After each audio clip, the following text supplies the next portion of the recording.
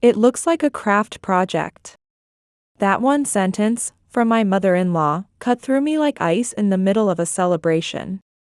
At my son's graduation dinner, I had just gifted him a silver pendant I spent weeks crafting. Now this is a real gift. She leaned in and whispered, loud enough for others to hear, "Next time, try something less pathetic." The laughter around the table echoed. I froze, but that moment didn't break me. It woke me up. A gold watch emerged from the blue Cartier box. Small gasps escaped from nearby tables. My son awkwardly reached for the watch while my handmade necklace was set aside. My husband silently continued eating. In that moment, something inside me, the woman who had been just someone's wife for 20 years, broke and awakened simultaneously. No one could have imagined that my mother-in-law's insulting words would change my life forever. For 20 years, I was just to Grant's wife. At least that's all I was to my mother-in-law, Vivian. This is Grant's wife. Being introduced this way at every family gathering made my name disappear little by little. Lauren Finley. I was rarely called by that name anymore. Grant and I met in college. He was pursuing a teaching career, and I found comfort in his warm gaze. We got married when I was 27, settled in a small Midwestern town, and while I became a homemaker, Grant taught English at the local high school. From day one, I felt Vivian's cold stare.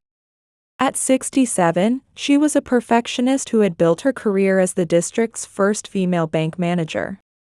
To someone like her, a mere housewife like me wasn't worthy of acknowledgement. Our first Thanksgiving, I spent 3 days preparing everything from scratch, following my grandmother's recipes, desperate for Vivian's approval. "This turkey is a bit dry, isn't it?" she said after just 2 bites. "And this stuffing, is it from a box?" My face burned. Grant squeezed my hand under the table, but that only made me feel worse. I hadn't used anything from a box. "She's trying her best, Mother," Grant said quietly. For years, I swallowed these small humiliations and kept smiling. Everything I did needed improvement according to Vivian. My only escape was jewelry making, a hobby from college. Between chores and childcare, creating small pieces became my private joy. It was completely on mine alone.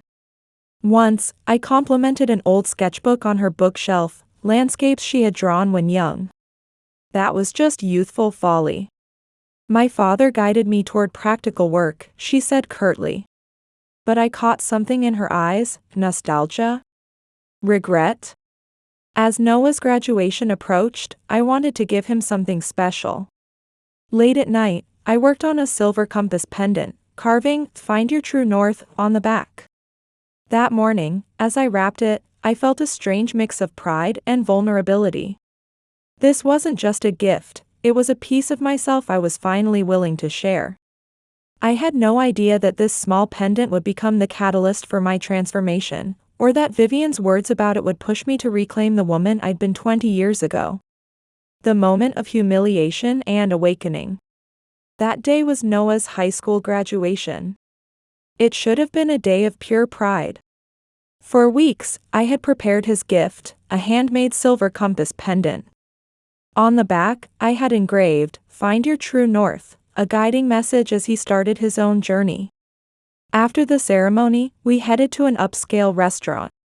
I was 47, Grant was 49, and Noah, fresh out of high school, was 18. Grant's parents joined us as well. When Noah opened my gift box, his face lit up. "This is amazing, Mom," he exclaimed, immediately putting it around his neck. My heart swelled watching him. Then Vivian's voice cut through the moment. "Well, that's interesting," she said, her tone clearly unimpressed. "But Noah, Grandma has something special for you too." She pulled out a small blue box from an expensive brand. Inside was a gold watch that must have cost thousands of dollars at a glance. "This is a real graduation gift," Vivian announced loudly enough for surrounding tables to hear. "Something of value. Something that will last." The room seemed to freeze. My hands trembled. But the worst was yet to come. That craft project should come off for the photos, Vivian whispered to me, though not quietly enough. People at the next table glanced up, witnessing my humiliation. Noah awkwardly thanked his grandmother, then looked at me. His eyes were filled with apology. Grant squeezed my hand under the table but said nothing. As usual, he was silent in front of his mother. "The watch is beautiful, Grandma," Noah said politely, but I noticed he didn't remove my pendant. "Of course it is. Cartier always is," Vivian replied, shooting a glance my way. "Quality shows, doesn't it?" The waiter arrived with our main courses, momentarily breaking the tension. As everyone began eating, I felt myself shrinking, becoming smaller and smaller in my chair. "Mom made this herself," Noah said suddenly, his fingers touching the pendant. "That's pretty amazing, isn't it?" Vivian raised an eyebrow. "Well, hobbies are important at any age."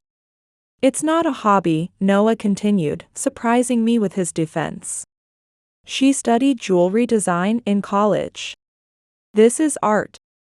"Noah, please," I whispered, my cheeks burning. "No, Mom. This is beautiful. I'll wear it every day." He looked directly at his grandmother as he spoke. Vivian's face tightened, but she smiled thinly. "Of course you will, dear. But the watch is for special occasions." Conversation shifted to Noah's college plans, but I barely heard any of it. My ears were ringing with Vivian's words: craft project, hobby, something of value. Each phrase was another cut. Grant leaned over once. "Are you okay?" he whispered. I nodded automatically.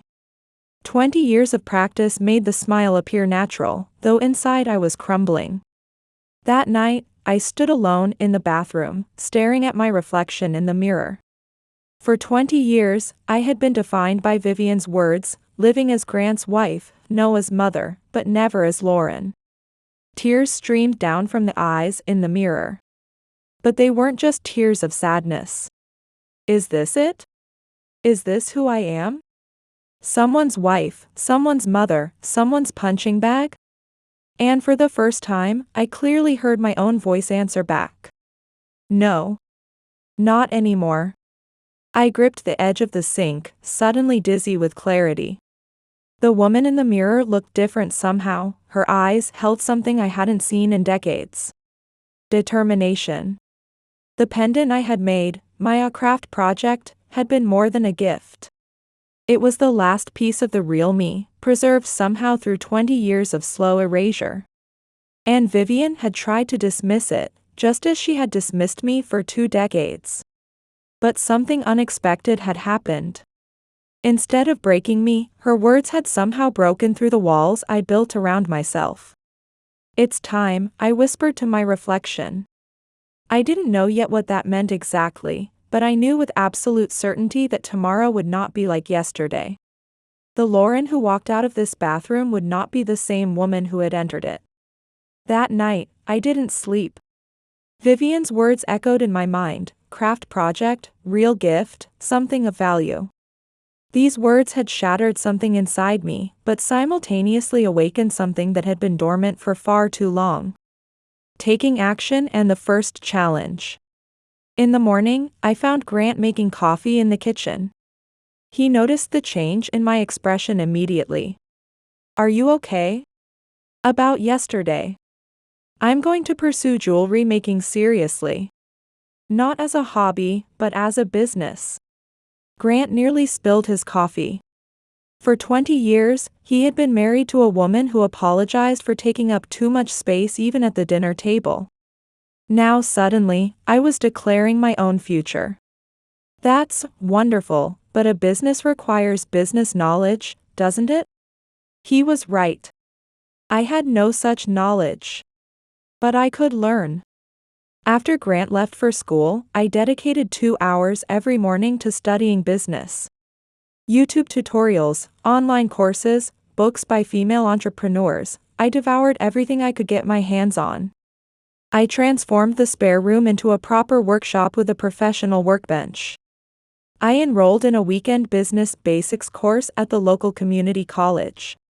There I met Lucinda, a woman who had opened a bakery after retiring at 60. "It's never too late," she told me. "In fact, all your life experience becomes your weapon." Lucinda became my first mentor, teaching me everything from profit and loss statements to pricing strategies. I practiced new techniques until my fingers ached: wire wrapping, metal stamping, stone setting. Sometimes 6 hours passed like minutes.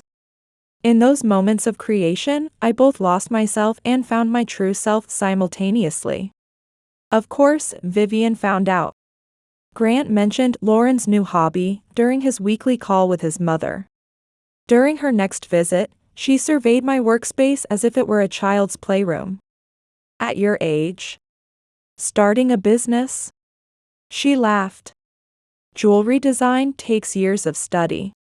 You don't become an artist overnight." In the past, these words would have made me shrink. But this time was different. I smiled and simply said, "Watch me." 3 months later, I launched my online shop, Resilient Gems, a name that meant everything to me but nothing obvious to others. My first collection was just 15 pieces. The designs were simple, but each contained a story of transformation. I set modest prices and didn't expect much. They sold out in 6 days. I stared at my computer screen in disbelief. Real customers, strangers, had chosen my work, recognized its value, and paid money for it. This validation was sweeter than anything I had tasted in years. However, more orders meant more materials and higher shipping costs. Growth required investment. The inevitable conversation had arrived. "I want to use part of our savings," I told Grant one evening. "For the business." "I'll pay it back," I quickly added, the habit of apologizing for my ambitions still not quite broken. Grant studied me for a long time. I braced myself for rational arguments about the risks of midlife ventures. Instead, he said words that still bring tears to my eyes. "That's your money too, Lauren. It always has been. And I've never seen you so alive." With that investment, I expanded my collection, built a proper website, and hired a professional photographer. Small successes bred larger ones. A local boutique began carrying my pieces, then another, and another. A popular fashion blogger featured my fall collection. Just when everything seemed to be going smoothly, a major setback occurred. A special holiday order from a luxury department store was my chance for a big break. But midway through production, a crucial material supply was interrupted, making it impossible to meet the deadline. As I verged on panic, Lucinda rescued me. "This is business. Perfect plans don't exist. Problems exist to be solved." Following her advice, I proposed a redesign of the order. By handling it honestly, I not only salvaged the relationship with the store but secured an invitation for the next season. Overcoming this crisis deepened my confidence as a business owner. I was working harder than ever, but it didn't feel like work. It felt like waking up, like emerging from decades of hibernation. With each sold piece and positive review, a person who should have awakened long ago was gradually appearing. 1 year after starting my business, Modern Artisan, a magazine, featured my journey from hobbyist to business owner. The photo showed me surrounded by my work, looking directly at the camera with hard-earned confidence. The article highlighted my age, starting a business at 47, as inspirational. My designs were described as having quiet strength and elegance. Reading those words, I finally began to believe that my work had value not just as objects, but because they came from me. Noah called the day the magazine was published. "Mom, this is incredible." His voice was filled with pride. "I've been wearing your pendant every day. Everyone at college asks where I got it. What about your grandmother's watch?" I couldn't help asking. "It's in my drawer." Beautiful craftsmanship, he said with a hint of irony, but it doesn't tell me anything about who I am. Your pendant does. Shortly after, I received my first international order, from a woman in Japan who had seen the magazine article. She ordered 3 pieces, including a pendant for her daughter's graduation. When I shared this news with Lucinda during our weekly coffee, she grinned. Remember when you first walked into my class? You could barely say, "I want to start a business," without apologizing. Look at you now. I did look at myself, really looked, and saw someone I hadn't seen in 20 years. Not just Grant's wife or Noah's mother, but Lauren Finley, jewelry designer, business owner, a woman with her own voice. That night, I took out a small jewelry box containing the first piece I'd ever made, a simple silver ring with a twisted band. I had created it in college, before I became everyone's except my own. I slipped it on my finger.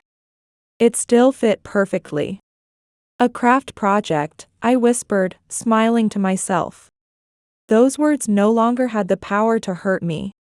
Instead, they had become the key that unlocked my cage. In the spring of my second year in business, I received an invitation to exhibit at the first Mountain View Arts and Crafts Fair, a prominent local event with extensive media coverage. I was nervous, but saw it as an opportunity to expand my business. While preparing, Noah shared unexpected news. "Mom, did you know Grandma follows your social media?" His voice was filled with surprise. I couldn't believe it, but when I checked, there was indeed Vivian Finley's name on my follower list. She had never liked any posts, but she was watching my activities. On opening day, my booth attracted more people than expected. While explaining one of my pieces to a customer, I heard a familiar voice behind me. "Well everyone, this is the craft project," I mentioned. I turned to see Vivian standing there with her friends, influential women from the local social circle. Her voice carried a hint of sarcasm, but beneath it, I sensed something else. Anxiety? A need for approval? For a moment, my stomach sank. I feared she might ruin this business opportunity. But then something unexpected happened. "This is a craft project," one of Vivian's friends exclaimed loudly. "This is art. These pieces are exquisite." She approached my booth and picked up a necklace. "May I try this on?" "Of course," I replied, watching Vivian's reaction from the corner of my eye. I saw distress flicker across her face, and felt a quiet satisfaction at this small victory. "It looks beautiful on you," another friend said. "Vivian, you should buy one too. Didn't you always say we should support quality handmade art?" Vivian was cornered. She forced a smile and said, "Of course, that's my principle." But in her eyes, I could see confusion as cracks formed in the perfect world she had constructed. That day, Vivian's friends purchased 3 of my pieces. Vivian herself bought nothing, but she could no longer dismiss my success. As she was leaving, she paused briefly and said, "Well, this is very you." I couldn't tell if it was a compliment or sarcasm. A few days after the fair, Noah messaged me, "Grandma was asking about your work. About materials and where you create them." She seemed interested. Then 2 weeks later, the most unexpected call came through. Vivian's voice sounded unusually hesitant. "Lauren, well..." I could feel her reluctance. "Audrey's 60th birthday is next month. She mentioned your necklace was lovely. She saw the one your friend bought at the fair." I nearly dropped the phone. Vivian Finley wanted to buy my work. "What kind of design would you prefer?" I asked carefully. "Can I go to the studio and pick one out?"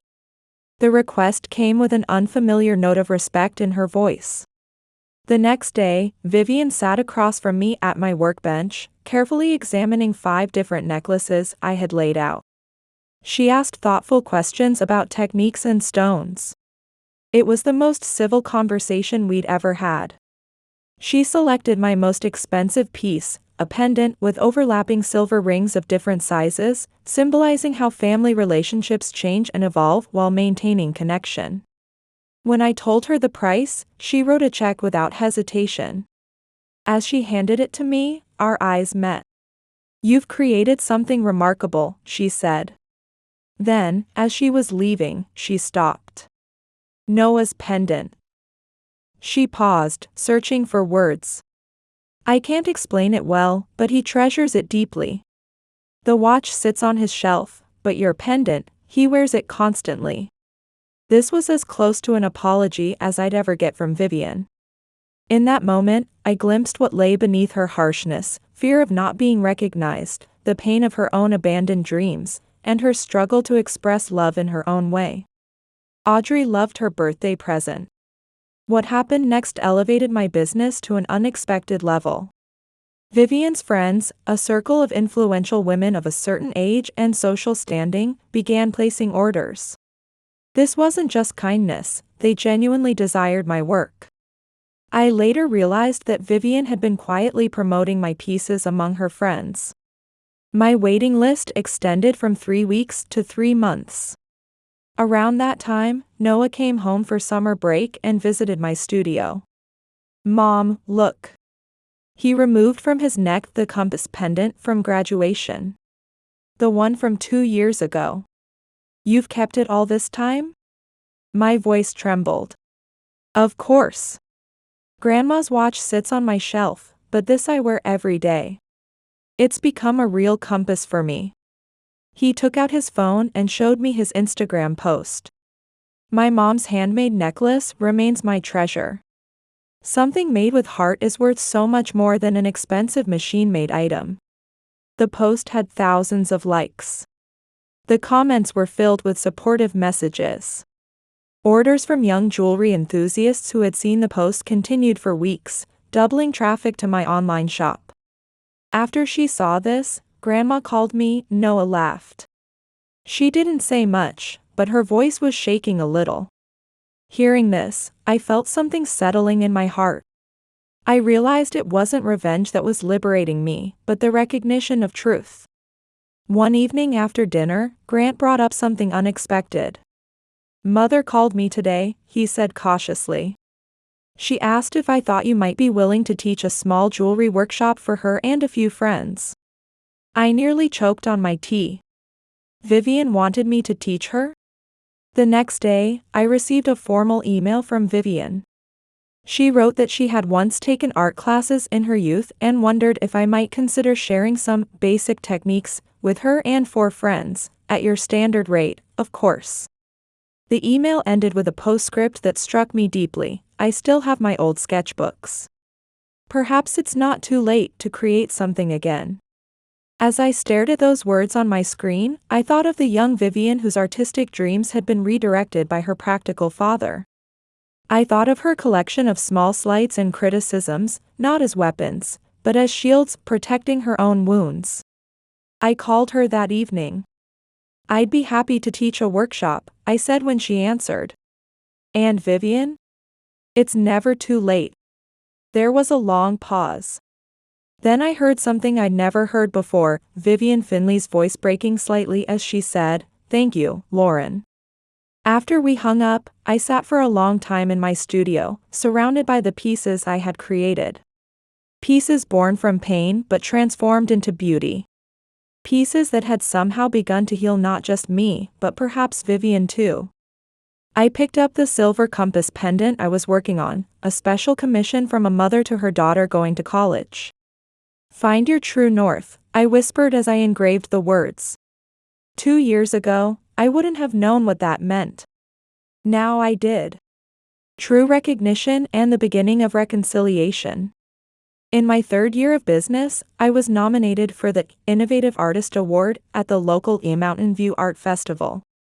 By then, I had hired 2 assistants and moved my studio downtown. Resilient Gems was featured in publications nationwide.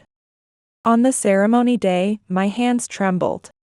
Entering the venue, I spotted Vivian and her friends in the front row. She nodded when she saw me, clearly uncomfortable. Next, this year's Innovative Artist Award recipient, Lauren Finley. Applause erupted as I approached the stage. The weak woman from the bathroom mirror 3 years ago was gone. Now, I knew my worth. From the stage, I saw Vivian sitting frozen while her friends applauded enthusiastically. Grant and Noah beamed with pride in the front row. "Lauren, what was your initial inspiration?" the host asked. Taking a deep breath, I knew it was time to share my story. "Actually, it was a single phrase," I answered. After my son's graduation dinner, someone called the necklace I had handcrafted a craft project. The room fell silent. I saw the blood drain from Vivian's face. "That a craft project has now earned this award. Let me show you the piece that started it all." On the screen appeared the graduation photo and Noah's compass pendant. This was my beginning. I'm here today because of those words. Sometimes, someone's cold remark becomes the catalyst that changes your life. Warm applause spread through the audience. Vivian's friends glanced at her as her face turned crimson, eyes fixed on the floor.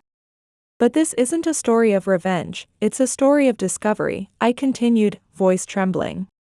"After 20 years as someone's wife and someone's mother, I finally found myself. And I'm grateful to everyone who made that possible, including those who challenged me." I looked directly at Vivian. Our eyes met, showing embarrassment but also a hint of respect. None of us lives up to our full potential. Sometimes life leads us to our true selves in unexpected ways. What I can tell you, having started a business at 47, is that it's never too late if you have the courage to listen to your inner voice. The audience rose in standing ovation. Several women wiped away tears. Only Vivian sat quietly with a complex expression. After the ceremony, Vivian approached me. Her hands trembled slightly. "Congratulations," she said quietly. Then, to my astonishment, she added, "I shouldn't have said that, back then." It was as close to an apology as I'd ever heard from Vivian Finley. "Thank you," I replied. "But now, I'm actually grateful. Without those words, I might not be standing here today." "I used to love drawing when I was young," she said, voice barely audible. "But my father..." She broke off. Well, that's ancient history now. That night's events were widely covered. An article titled, "Life's Turning Point, Lauren Finley's Artistic Journey," praised my jewelry for having a warmth of spirit unlike mechanical luxury items. The piece concluded with my quote, "It's never too late." Letters began arriving at my studio. The first came from a woman in her 50s. "I cried reading your story. I'm a chef who's been told my cooking is just a hobby by my husband's family for years. Your courage inspired me to finally take that step forward. Your jewelry gave me confidence. Thank you for teaching me that value isn't about price." Similar letters arrived from women of all ages. My story had encouraged others to move forward. Most surprising was a small envelope that arrived a month after the ceremony.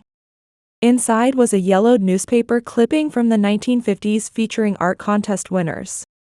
Under the headline, "Young Artist Vivian Green Wins Excellence Award," was a photo of teenage Vivian standing proudly before her painting. A handwritten note accompanied it. "Perhaps we have all abandoned something. V." In that moment, Vivian became clearer to me, her unfulfilled dreams, compromises with social expectations, and complex feelings about what I was achieving. 5 years into a Resilient Gems, the business has grown beyond expectations. 6 staff members work with me, fulfilling orders nationwide. I've established programs for women over 50 starting second careers and apprenticeships for women returning to work after raising families. The most unexpected development came with Vivian herself. 2 years after the award ceremony, Vivian called with a surprising request. At 71, she had begun organizing her possessions. "Before everyone has to do it after I'm gone," she stated bluntly. Among her belongings was her mother's collection of vintage buttons from the 1920s and 30s. "I thought you might use them," she said. "In your jewelry." I invited her to my workshop, expecting her to drop off the buttons, but she stayed, watching me work without her usual criticism. "I always wanted to do something creative," she confessed after a long silence, tracing patterns on the buttons. "But my father said practical skills were what put food on the table." In that moment, I glimpsed young Vivian, a girl with creative impulses who followed the only acceptable path given to her. "It's never too late," I told her. "Creativity has no expiration date." From that day, Vivian began to change. It started small, brainstorming ideas for a heritage collection featuring her vintage buttons. To my surprise, she began visiting weekly. "Just to observe," she said initially, but 3 months later, she wanted to create something herself. At 73, Vivian learned basic wire wrapping. Her fingers weren't as nimble, but her design sense was impeccable. Soon after beginning her first piece, she nearly gave up. "I can't do this," she said, tossing aside a half-finished bracelet. "I'm too old." Tears welled in her eyes, a vulnerability I'd never seen from Vivian. "Nobody gets it perfect from the start," I told her. "This is a journey. Just follow the path one step at a time." She eventually completed her first piece, simple but elegant earrings. We displayed them proudly as if Vivian's work. "You have genuine talent," I told her when she finished a particularly beautiful pendant. She laughed self-consciously, an expression I'd never seen on Vivian before. Seems it wasn't too late after all. Last month, she sold her first piece. The pride on her face was something I could never have imagined. When a customer asked to see more of her designs, I suggested featuring her work on the website. After initial hesitation, she agreed. The small but significant Vivian collection was born. Our relationship isn't perfect. Her critical nature surfaces at times. But now, I see what I couldn't before, that much of her criticism stemmed from her own unrealized creative potential. Recently, Vivian and I were preparing for Thanksgiving. She still sometimes tries to control things. "The cranberry sauce should be in the crystal bowl," she said in her authoritative tone. 20 years ago, I would have hurried to comply. 5 years ago, I might have felt resentment behind a false smile. But today, I simply looked at her, really saw her, and what I had never allowed myself to see before. A woman who had fought her own battles and carved out what little power she could. "The cranberry sauce looks beautiful right where it is," I said gently, meeting her eyes. Her eyes widened, then narrowed. I waited for the sharp response. Instead, after a long moment, she simply nodded. "Perhaps you're right," she said. And, almost imperceptibly, she smiled. This year, for Vivian's 75th birthday, I created a special piece, a silver bangle with star patterns. Inside was an engraving, "To Vivian. Strength recognizes strength." When she opened it, she was silent for a long time. Then she slipped it onto her wrist and simply said, "Perfect." From Vivian, no higher praise exists. This morning, as I opened my workshop windows, spring light streamed in. On my workbench, earrings Vivian had completed yesterday swayed gently. Silver circles cast small rainbows on the wall. "Late, but perhaps just the right time," Vivian said. I turned to find her standing there, a softness in her eyes I had never seen before. "Yes," I answered. "Exactly the right time, I think." That pendant, once called a craft project, had become a bridge between us. Who would have imagined those words would become the key that unlocked my life? Not even she could have predicted that.